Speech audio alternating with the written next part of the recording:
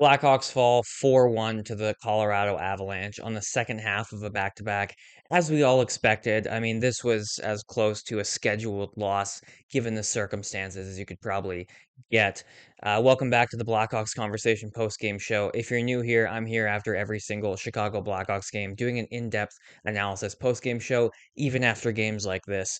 I'm also live on YouTube for every single Chicago Blackhawks game, so be sure to subscribe to be part of that because it's a lot of fun. We have good community going there. And for even more Blackhawks coverage, go to blackhawksconversation.com. Let's break this one down. I'm just going to say right off the bat, not a whole lot of positive to take away from this game.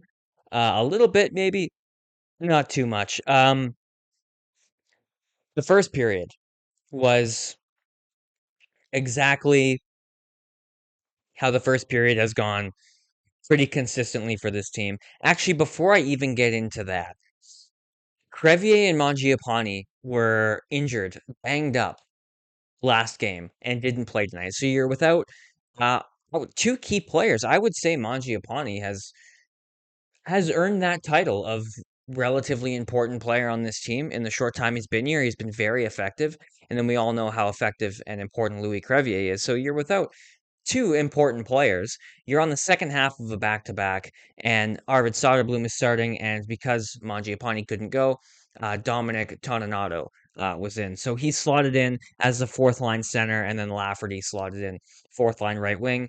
Slager took Mangiapane's place on third-line left wing. Other than that, line stayed the same. You have Vlasic, Levshinov, Kaiser, Rinzel, Belmastro, Grizzlick. So we get to the first period. And it's exactly how the first periods have gone. Chicago is just fighting to stay alive. They clearly didn't get the memo that the game had started. Um, Not a lot of positive, and Colorado scores relatively early. It's Marty Necas. Kaiser kind of gets caught. You have a 2-on-2 coming back. McKinnon has the puck. Rinzel takes McKinnon because it's a 2-on-2. You got Rinzel taking McKinnon and Mikheyev taking Necas, the eventual goal scorer. And it's a 2-on-2. And McKinnon stops up on Rinzel and feeds the puck to the trailer. I forget who the Avalanche, maybe it was Nelson. I forget who the trailer was, streaking in, and he's about one stride, half a stride ahead of Wyatt Kaiser. Yeah, like half a stride ahead of Wyatt Kaiser. And he gets the puck. Wyatt Kaiser's right on him, but now you have an in tight 2-on-1 with Kaiser right on his back. So Mikheyev slips off of Necas to take the guy with the puck because he's about to have a breakaway, and that leaves Necas open because Mikheyev was on him. And he slides the puck over to Necas. It's a one-timer, and it's in the back of the net. Soda got a good chunk of it, but um, just couldn't keep it out. And then Toninato takes a slashing penalty. Colorado goes to the power play. It's a shot from the point, and Nelson is all alone in front to tip it in. And I understand it's a power play, but just looking at kind of the formation there, I forget who the first defenseman on the penalty kill was. I want to say, oh, I forget who it was now, but he took one of the guys in front of the net on the right side of the net, and then Vlasic was the other defender there. And instead of taking Nelson or being close to Nelson in front of the net, he was really going for Kadri on the circle. I think he was anticipating um, Makar to pass it to Kadri. So Vinchel, I was going to combine Vlasic and Rinzel as a Vinchel. So Vlasic kind of cheated and got closer to Kadri, which left Nelson wide open in front of the net, and he was able to tip it in without any sort of um, contention in front of the net. So that makes it 2-0 on a power play goal from Colorado. Bedard then draws a penalty that the power play looks bad, doesn't get a single shot on goal, and we exit the first period shots on goal 19-5 for the Avalanche. And if it wasn't for Arvid Soderblom, it could have been 5-0, 6-0 after the first period.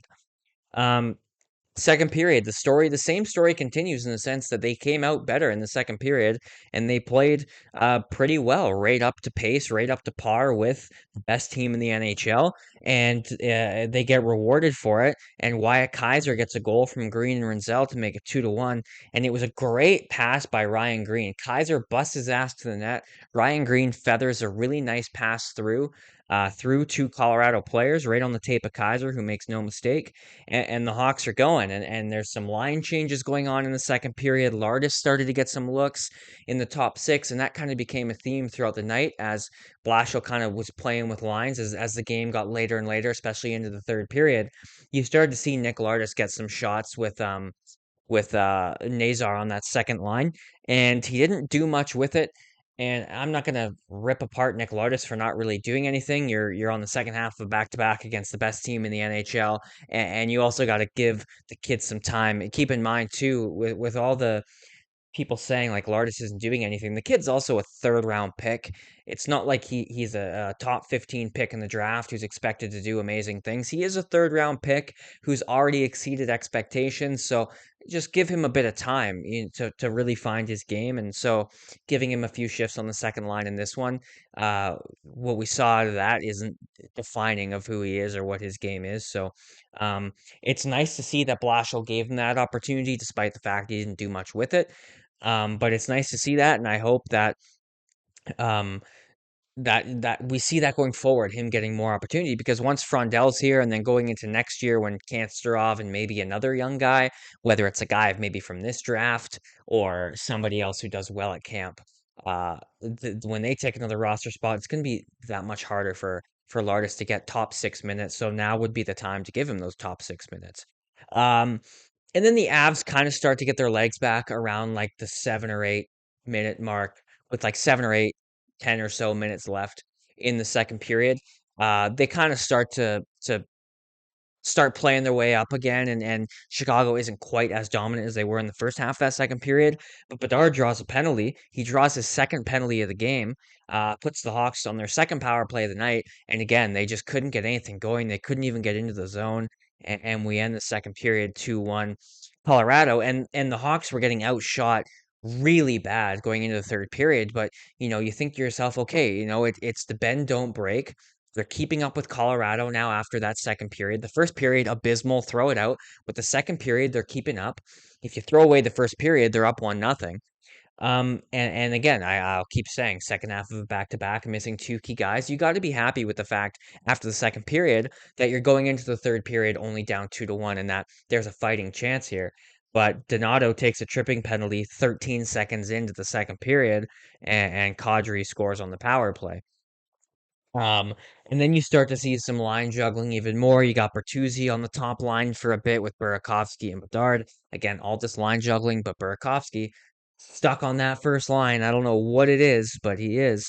You see Green kind of bump to the second line, some mixing and matching going on with that top six. And then Sam Renzel gets a delay of game penalty. Um, it sends the Blackhawks to the kill again. Colorado doesn't score.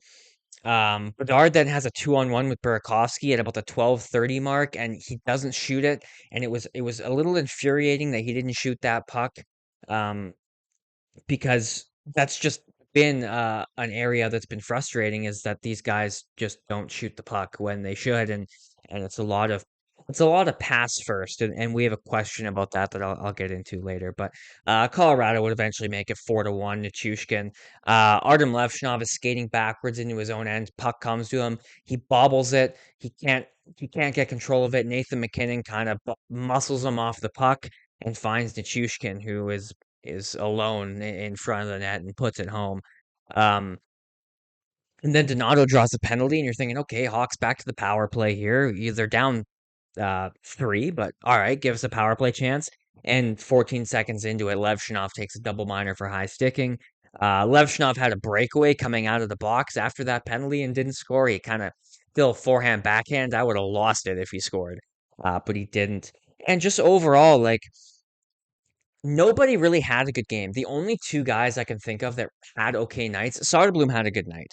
How many saves did Soderblom make? Uh, Colorado had 49 shots on goal. So is that a 45 save night? That's a 45 save night for for Arvid Soderblom. So he had a good night. He made in the third period, he made a couple splits, cross crease saves that were very impressive. So yeah, Arvid Soderblom had a really good night. Um, and then maybe Wyatt Kaiser. Kaiser did have a good night, not just because he scored, but he did have a good night. I thought he had 3 shots on goal, 21-38 of time on ice, and a hit, and he was a 0, so he wasn't a minus or anything. Um, which brings me to the special teams. The power play just continues to struggle 0 for 3 tonight, and it's not even like it looked good. Uh, I say continues to struggle because they haven't scored in a while, but in the past couple games, they've at least looked dangerous, and they just didn't tonight at all. And they obviously didn't score. So over 3 in the penalty kill, went 3 for 5. So the penalty kill didn't necessarily have a great night either. So you struggle 5-on-5 for, I would say Colorado was obviously the better team for most of this game. You struggle 5-on-5, minus a brief period in the second period, and your special teams struggle as well. So that's just a recipe for disaster, and you're not gonna win a hockey game if if you're if you're the worst team 5-on-5 and on all the special teams. So, um, Ryan Donato had 3 shots on goal tonight. He kind of felt like he maybe had some legs under him for a little bit, but again, he didn't really have a great game. Um, Faceoffs continue to improve, but Connor Bedard was 53% tonight. Toninato was 60%. Lafferty was 100%. A couple guys weren't great. Frank Nazar was 4 for 10, so 28% tonight on the draw. Um, but again, it's just that theme of not starting on time. Like, you got to think to yourself, if the Blackhawks started on time tonight, erase the first period. If you erase the first period, it's a 2-1 Colorado game. You're on the second half of a back-to-back. You're down 2 key players. You're starting your backup goalie, and you hold the Colorado Avalanche to only 2-1 in the final 40 because you didn't start on time in the first period. So there's something there in terms of like when this team is playing, when they actually show up, when they're playing their game, they're up there with some of the best teams. They swept Utah this year.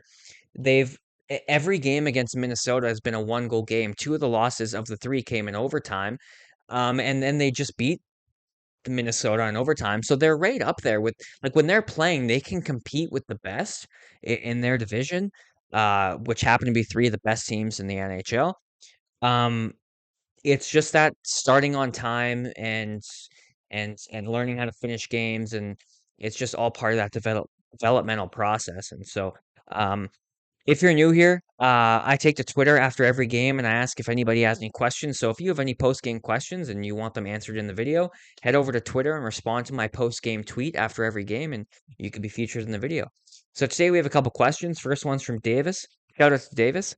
He says, "Why don't we just shoot the puck instead of constantly overpassing and try and set up the perfect play every time?" Yeah, it's a frustrating issue. And I mentioned how Bedard did it tonight, but Lardis also did it tonight. A lot of guys did it. Lardis had a pretty noticeable one. Um, maybe it's just like a is it just like a not wanting to be selfish or afraid to be selfish, feeling like you need to pass the puck? With young players new to the league, I could see that sort of um, hesitancy just because you want to be a team guy, you want to pass off that. Uh, you want to pass the puck. You don't want to be labeled a selfish player when you come into the NHL. So I think it could have to do with that. And I think, Jeff Blashill has spoken about having to shoot the puck more, and I wonder why he hasn't kind of tried to drill it into these guys' minds of like when you have the puck in between the dots and below the hash marks or near the hash marks, you rip it on net. And the team's just not doing it. So I don't know. I kind of like a lot of things. I think I just kind of attribute that to the youth and the not wanting to be selfish. But you got to be selfish. Look at, you know, Dylan Gunther, Austin Matthews a few years ago. These goal scorers in the league, like they're selfish shooters, and you're starting to see that from Bedard too. Of like, I mean, tonight wasn't a great example, but you're starting to see that like the top scorers in the NHL and the guys that score, they aren't selfish. They shoot the puck, and especially a guy like Nick Lardis who has a shot, you got to shoot the puck. Next question's from Calvin. He said, "What is Soda's future with the team?" I don't see it going farther than next season. I mean, he's got 1 year left on his contract after this. Because of just knowing the way Kyle Davidson handles things, I could see a world where Soderblom is the backup again to start next season, just because he's signed. But realistically, it should be Drew Commesso next year. So whether or not Soderblom gets the backup role next year, even if he gets it, I don't think his future with the team goes beyond next year. I don't think they re-sign him to that contract. I think they let him go or maybe trade him. I think ideally you trade him this offseason. And you give that job to or sorry, to Commesso next year. I don't think anybody's going to argue me on that. Commesso, it's a small sample size, but I think he's clearly shown that he can handle it. He can at least give us similar goal. Like he's at least going to be on par with what we've seen out of Soderblom. Likely he's going to give you better hockey, but even if he gives you hockey that's just on par, well, at least it's because he's a young goaltender and he's still got developing to do. Soderblom is what, 26, turning 27. We've seen enough of him to know what he is at the NHL level, and sure, goalies can have bounce backs randomly and find their prime when they're 31 years old, but it's not likely with Soderblom. We know what he is. Let's give it to the young guy who's shown he can at least do what Soderblom is doing, and we've seen him do more and more consistently when he's been up here. So yeah, to me, it's I don't see his future going past next season just because his contract's going to end, and I don't think they're going to bring that guy back. But I could also see him getting shipped off this offseason to give Drew Commesso that backup role. But again, knowing Kyle Davidson, just how patient he is, he might just ride out that contract and say, "I'll give Commesso one more year in Rockford, and maybe we'll reevaluate at the deadline." I don't know. So if it were up to me, you trade Soderblom this offseason, but that's just my opinion. We'll see what Kyle Davidson does. So that's all my thoughts. Let me know your thoughts about the game in the comments below. Like I said in the beginning, if you're new here, I'm here after every single Chicago Blackhawks game doing an in-depth post-game show. I'm also live right here on YouTube during every single Chicago Blackhawks game. And for even more Blackhawks coverage, all of my written work, go to blackhawksconversation.com. That is all from me. We got a midday game against the Nashville Predators on Sunday. 2 points, I think 1 or 2 points out of a playoff spot, Nashville Predators. So they're going to bring it on Sunday. That should be a good game. I'll see you then.